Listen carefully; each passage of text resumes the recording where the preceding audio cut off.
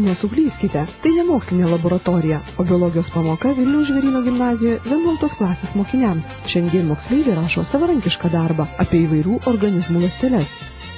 Rinkdamas biologiją žinau, kaip vyksta pamokos ir mane tai labai skatino pasirinkti biologijos A lygį.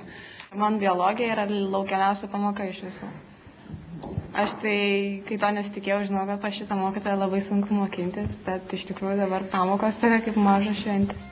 Lietuvos gimnazijose bei daugelį vidurinių profesinių mokyklų, fizikos, chemijos ir biologijos kabinetuose mokiniai neseniai pradėjo dirbti su moderniomis mokymosi priemonėmis. Pačios mokyklos galėjo rinktis mikroskopus ir preparatus, kompiuterinę laboratorijų įrangą su įtampos slėgio, triukšmo lygio, temperatūros ir kitais jutikliais, įvairius rinkinius laboratoriniams darbams atlikti.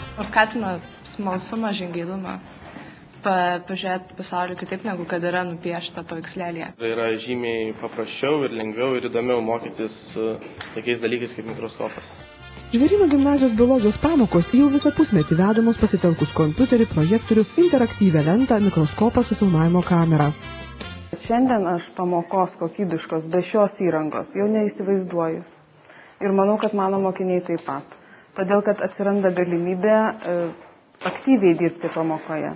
Tai yra ne tik mokytojas perteikia kažkokią informaciją, demonstruoja ar vadovėlio paveikslėlį, ar tarkim pateiktis, bet šiuo atveju naudojantis tą įrangą pats mokinys gali aktyviai dirbti pamokoje, giliau tyrinėti tam tikrus dalykus.